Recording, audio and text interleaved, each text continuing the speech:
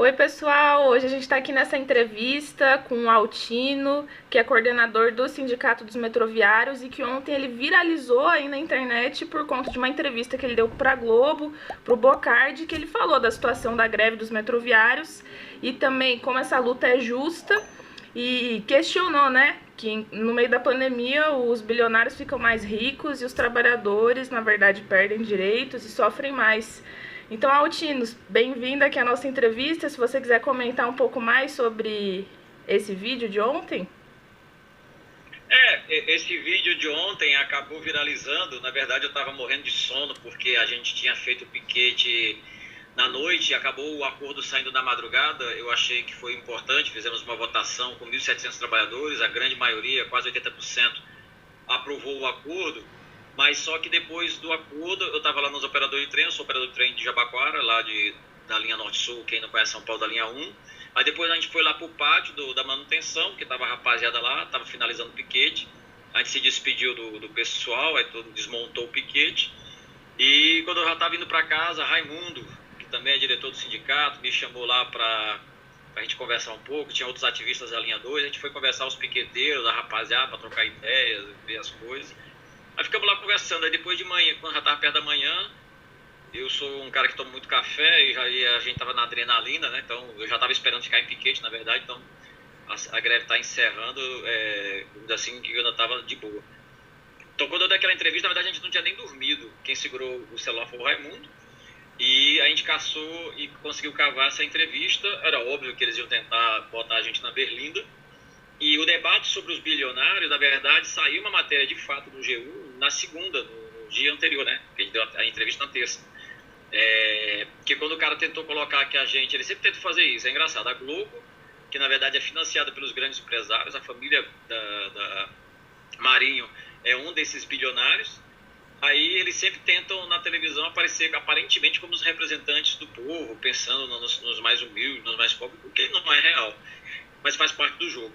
Então, quando ele veio dizer que a gente não se preocupava com a população, com a pandemia e tudo mais, o sindicato fez um esforço muito grande em todo esse período por causa da pandemia. Nós exigimos a quarentena, nós fizemos pressão em cima do governo para que o metrô de São Paulo, por exemplo, só atendesse os enfermeiros, médicos, pessoal do hospital e os doentes. E, no máximo, o pessoal que tinha relação com o tema de alimentação, alguma coisa ultra necessária. E a gente queria que as pessoas ficassem em casa para não ter a ampliação da doença. Mas é claro que as pessoas precisavam ter rendimentos, o cara tem que receber dinheiro, porque o cara ficar em casa sem nada fica difícil. E o governo Bolsonaro e o governo Dória e o prefeito de São Paulo, na verdade, eles, a cada um do seu estilo, mas todos eles foram flexibilizando cada vez mais a quarentena. Então, na prática, o hospital é o principal disseminador da doença e o segundo é o transporte público. Então, na verdade, se tem alguém que se importa com esse tema, somos nós. Nós tivemos um companheiro morto. Esse colete aí que você tem atrás, aí, que na entrevista, nós usamos nosso colete, luto aos mortos pelo Covid, e tem o nome do nosso companheiro diretor do sindicato do Pátio Itaquera, que morreu, infelizmente, pelo Covid. Estou querendo dizer isso o seguinte: nós temos a preocupação com isso. Nós temos a preocupação com o transporte, que é o nosso principal meio de trabalho. É como atender melhor a população e como se relacionar com isso. E mais porque nós somos irmãos de classe. Por isso que eu falei, a gente não estava nem brigando por reajuste, era apenas manter o nosso acordo coletivo. Então, você não pensa na população? Não. Quem não pensa na população, quem não pensa nos trabalhadores, quem não pensa nos mais humildes, são exatamente os donos da Globo, os bilionários, esses 42 bilionários que no último período, até marquei aqui, eu botei no meu papelzinho aqui, eles conseguiram 120, eles tinham 123 bilhões de dólares de riqueza e passaram para 157,1. Quem disse isso foi um órgão chamado Oxfam, que é uma ONG que faz essas pesquisas, e o G1 divulgou. E por coincidência divulgou um dia antes. Então eu falei, olha, tá errado esse negócio, porque devia perguntar por que aumenta no período de pandemia, que foi no período de 18 de março a 12 de julho, o que aumenta tanta riqueza desses caras e você quer tirar o dinheiro dos trabalhadores da saúde, dos trabalhadores do transporte, dos desempregados, com aquela mixaria dos R$600. Por que você não faz a pergunta invertida? Pergunta para os bilionários por que eles aumentam a riqueza deles nesse período e quer mexer no nosso. Então, está errado isso aí. Então, foi isso a resposta. Como foi debate pronto, acabou viralizando. A turma gostou, na minha opinião, porque era contra a Globo. A Globo é representante dessa riqueza toda, mas não só ela, obviamente tem outros órgãos de imprensa, mas também porque colocou o tema dos ricos, dessa desigualdade social que tem no Brasil, que é gritante, no mundo é gritante, a gente apenas expressou isso. E um processo de luta também, que o fato dos metroviários terem lutado também chama atenção, então foi bem interessante. Sim.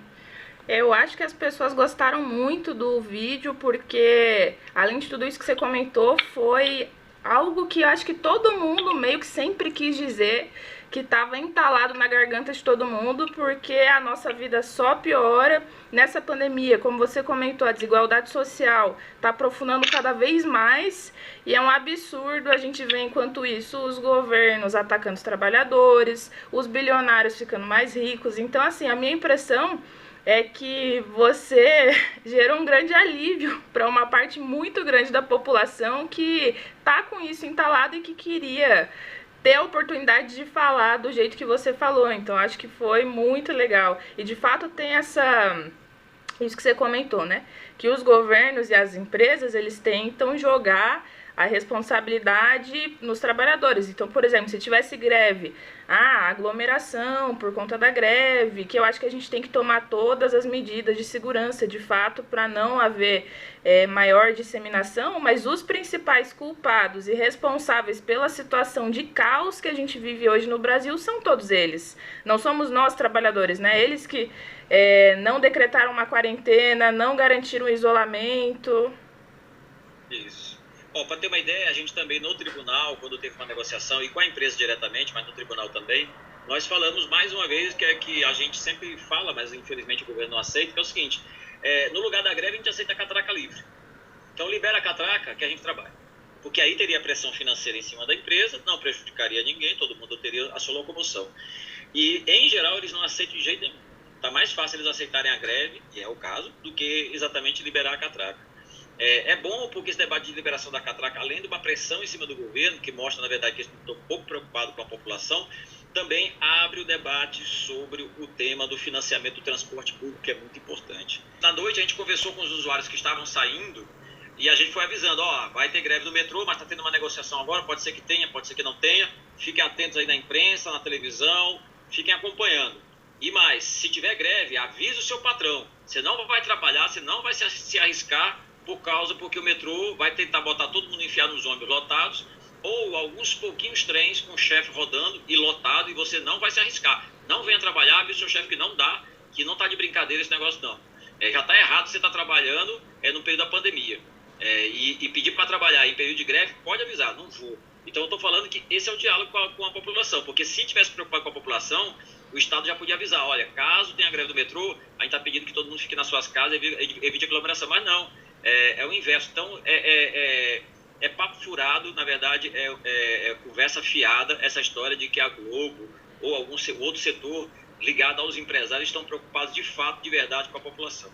Por exemplo, nós pedimos testes do Covid para toda a população, mas em particular para o setor de transporte, porque se tiver um metroviário contaminado, um cara de estação, por exemplo, contaminado, e ele estiver atendendo a população, ele vai ser um disseminador da Covid.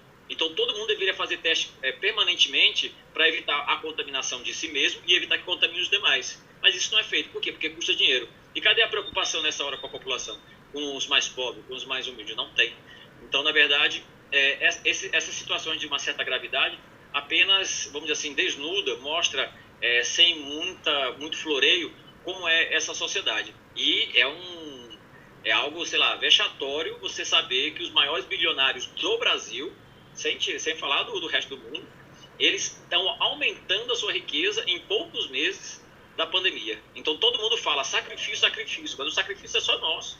O deles é riqueza, riqueza, riqueza. Então nós temos que mostrar isso e lutar, se organizar para resistir, mas mais que resistir, em algum momento a gente virar o jogo. Vocês têm do grupo Rebeldia, eu falo isso, e ter uma rebelião em algum momento onde os trabalhadores possam se organizar. Nesse momento, os trabalhadores, o movimento sindical pode se organizar e começar a fazer mais batalhas para derrotar o Bolsonaro em Mourão. Inclusive, no dia 7 de agosto, as centrais finalmente tiveram uma política de fazer novas manifestações. Eu acho que isso é um crescente e a greve do metrô é parte desse processo, é parte dessa expressão, como a greve também dos aplicativos. A gente fez conversa com os companheiros dos aplicativos, apoiamos. o companheiro Galo aí do grupo dos aplicativos, dos trabalhadores dos aplicativos antifascistas. Nós estamos junto com os companheiros da CPTM que estão em campanha também, nos procuraram para ver como é que estão, para acompanhar a nossa movimentação, e eles também estão no meio do processo também. Os petroleiros, os correios, os professores, que o governo quer que os caras voltem para a aula sem condição, porque no período de pandemia deve ficar todo mundo em casa, parar com essa palhaçada de querer botar todo mundo como bucha de canhão. Então, você mostra e demonstra que o governo e esses governos estão um pouco preocupados com a população de verdade. Sim. Você comentou uma coisa sobre esse momento escancarar para as pessoas, né? O que é a crueldade dessa sociedade capitalista que a gente vive. Se você pudesse falar um pouco mais o que você acha que vai mudar com o mundo depois da pandemia, porque os ricos, eles estão com uma série de teorias, né? De que a gente tem que ver uma oportunidade nessa crise para a gente sair melhor, mais fortalecido. E, obviamente, eles vão aproveitar esse momento de pandemia para impor um monte de ataque a gente, né? Quando as coisas voltarem à normalidade, entre aspas. Então, o que você acha disso? O que você vê para um futuro, assim, depois da pandemia? Qual a saída para os trabalhadores? Já posso falar que na pandemia as pesquisas indicam que os bilionários estão ficando mais bilionários. Então não é que eles estão empobrecendo um pouquinho e vão retomar, eles já estão...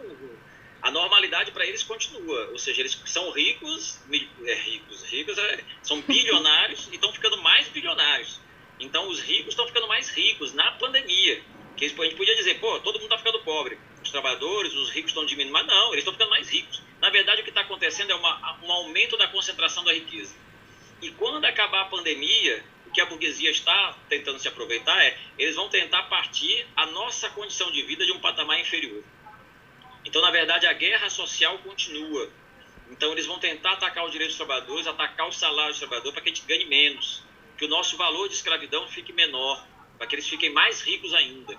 Então, a classe média vai começar um processo de falência, vai ficando mais empobrecida, os trabalhadores e os demais vão ficando mais empobrecidos, os desempregados vão aumentar, que já está aumentando, e eles vão ficar com mais concentração de renda. Na verdade, os bilionários vão ter mais poder. Então, na verdade, a previsão para este período de pandemia e pós-pandemia é mais ataque à classe trabalhadora. Nós estamos lembrando que nós estamos no período de pandemia e de crise econômica mundial. Nós estamos falando em recessão, talvez depressão mundial, em todos os países. E toda a resposta que os governos têm é como eu dou dinheiro para os empresários, como eu salvo as empresas. Como diz o nosso não, sei lá de quem, mas de qualquer forma, esse presidente Bolsonaro, ele quer salvar o CNPJ. Ele está pouco se lixando para o CPF. Porque ele quer dizer o seguinte, para as pessoas eu não me interesso, eu me preocupo com as empresas, porque na verdade eles servem as empresas. Mas não só o Bolsonaro, o governo Dória, os demais governos, o governo de todos os estados, inclusive das diversas siglas, PT, PCdoB, PSDB, PSL. Basta ver aquela medida provisória 936, que foi, o redator era um cara do PCdoB, aprovado pelo PSL, vai até o PSOL, vota todo mundo junto. Aí depois apostam que o Bolsonaro vai deixar uma medidazinha, que de todo o conjunto era ruim, com uma medidazinha que podia ser progressiva, acreditando no que eles chamam de fascista, e o tal do fascista diz, não, isso aqui eu vou cortar também. Aí cai por terra toda a mentira de um acordo com o Bolsonaro em cima de um projeto péssimo para a classe trabalhadora, e mostra que no parlamento eles podiam pelo menos se opor com convicção, mesmo sendo minoria, dizer aqui eu não tenho acordo, mas nem isso os caras conseguem fazer. Então é uma vergonha essa esquerda institucional. Demonstra que as mudanças que a gente precisa não vão passar, né, pela sociedade como ela funciona hoje, que a gente precisa não tentar dar uma melhoradinha na sociedade como ela é, mas destruir tudo para reconstruir algo diferente, que seja os trabalhadores que mandem, que decidam os rumos das coisas, né? Sim. Na verdade, a tal da melhoradinha, se tem uma coisa utópica, é melhorar, porque a perspectiva com a crise econômica, com tudo que está colocado, o número de oligopólios, monopólios, ou seja, a concentração de renda em poucos, isso está aumentando e cada vez mais. Então, não vai melhorar para a classe trabalhadora, não vai melhorar nem para o setor médio da classe trabalhadora. Então, quem está esperando isso vai esperar sentado, dormindo, morto, mas não vai acontecer. Não vai acontecer que não vamos ser mais atacados. O que a gente precisa é se organizar muito com as nossas diferenças políticas de opinião, ver as unidades de ação que tem para lutar e apostar num projeto que possa aí sim mudar de conjunto. Não teve nada no mundo de grandioso que foi através do parlamento. Tudo que foi de grandioso desse mundo, para o bem ou para o mal, foi na luta, na treta, na mobilização. Eu falo da Revolução de 1917, da Revolução Russa. As grandes coisas que um país atrasado como a Rússia naquele período virou uma potência mundial só foi possível porque teve uma revolução dos trabalhadores, onde eles de verdade tomaram o poder. Aí sim você fala de poder dos trabalhadores. Teve seu projeto, seu processo inicial muito importante, depois foi desvirtuado pela burocracia stalinista. Mas é esse processo e é essa ideia que nós trabalhamos. Senão, nós vamos penar muito e cada vez mais, porque não tem melhoras para as pessoas, não tem melhora para o conjunto da classe. Individualmente, o cara pode, sei lá, sair da situação, mas de conjunto a classe cada vez vai piorar mais e a gente precisa reverter esse quadro urgentemente. Isso aí. Altino, para terminar aqui, a gente é um grupo de jovens, né, espalhados pelo Brasil. Estamos sempre junto aí na luta com vocês metroviários, mas também com o PSTU. Você tem algum recado para deixar para a juventude? Sim. Eu comecei no movimento sindical muito cedo também. E a juventude é sempre uma grande esperança para o conjunto da classe trabalhadora. Eu digo isso porque vocês, na minha época, da minha geração, todo ativista que aparecia no movimento com uma certa idade, era quase que uma regra todo mundo participar dos movimentos da classe. Não só para ajudar, apoiar, mas para sentir, vivenciar isso. E de uma certa forma, se preparar para que quando o cara estiver no mundo do trabalho, ele também ser parte do exército daqueles que lutam contra essa sociedade capitalista. Então é com muito orgulho que eu vejo a juventude se organizando, se mobilizando, estudando. É muito importante estudar também, porque estudo também é uma arma, mas não só por leitura em si, estudar como a gente pode se organizar, como a gente pode desorganizar os de cima e como a gente pode organizar os de baixo. É necessário um partido revolucionário? Na minha opinião é preciso entender o porquê, como é que funciona. É necessário organizar movimentos, é necessário organizar a classe trabalhadora, é necessário enfrentar os governos, é necessário enfrentar todos aqueles governos que tentam enganar a classe trabalhadora? Tem muita gente que acredita em Bolsonaro, por incrível que pareça, porque acha que ele luta contra a corrupção.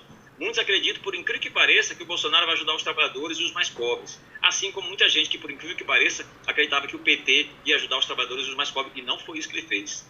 Então, esse é um debate sempre constante. A gente precisa entender, precisa estudar, a gente precisa explicar, e também a gente precisa participar dos processos. Eu acho que a juventude, junto com os trabalhadores organizados, e parte da juventude já é trabalhadora, diga-se passagem, já faz parte do mundo do trabalho, todos nós, com a garra que a turma tem, com o sangue quente que a turma tem, com a vontade que a turma tem, eu acho que a gente pode fazer grandes coisas, a gente pode virar esse jogo, a gente pode mudar esse mundo, podemos mudar essa sociedade. A Revolução Russa, eu sempre lembro, foi um exemplo disso. Ninguém esperava, ninguém imaginava, mas aconteceu. Então a história está viva, nós estamos fazendo parte dessa história. Então venha você também participar. Eu sou do PSTU, você é do PSTU, alguns outros companheiros estão conhecendo a gente. Participe, se organize.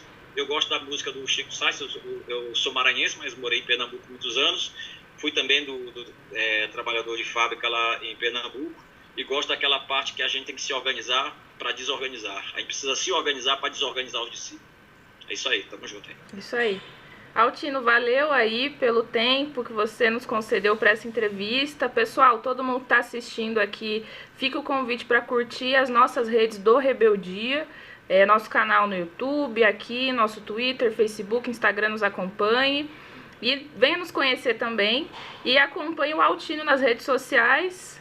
O Altino é Altino PSTU, lá no Twitter e no Instagram, e no Facebook é Altino Prazeres. Então valeu, pessoal, até uma próxima.